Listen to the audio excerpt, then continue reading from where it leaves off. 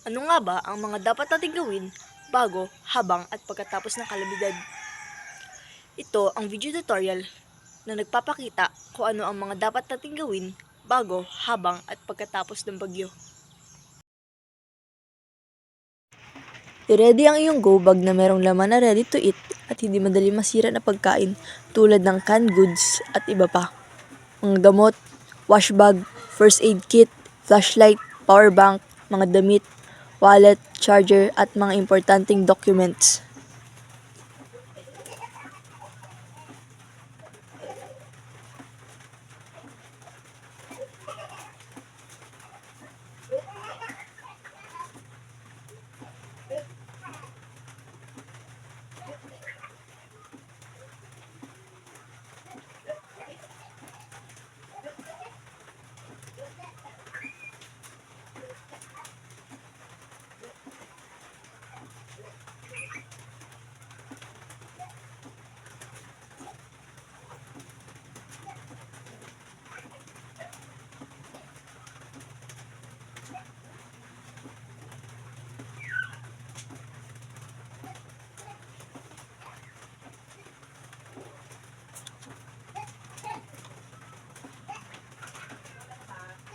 I-secure ang mga bintana at siguradong hindi masisira kagad ng bagyo.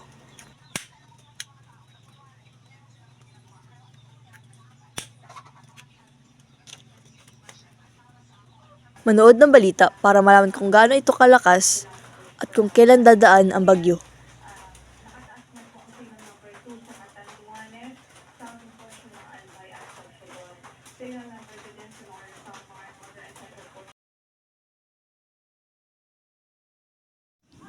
Sumubaybay sa internet upang mamonitor ang pagkilos, direksyon, lakas at eksaktong dako ng bagyo. Tiyaking hindi nakasaksak ang mga electronics sa bahay at lagyan ito ng tabon para masiguradong hindi mababasa dulot ng bagyo.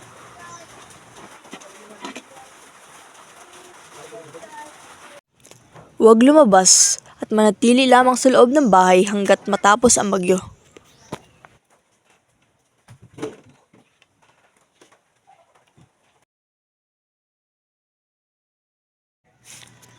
Linisan ang kapaligiran, walisan ang mga dahon o sanga na sanhi ng bagyo.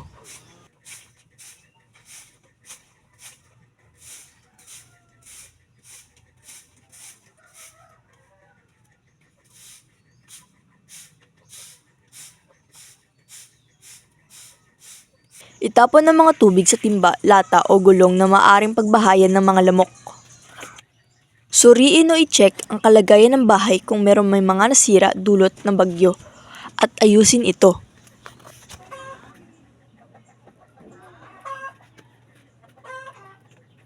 Panatilihin natin ang kaligtasan sa oras ng kalamidad dahil di natin alam kung kailan ito darating, kaya marapat na tayo ay laging alerto at handa.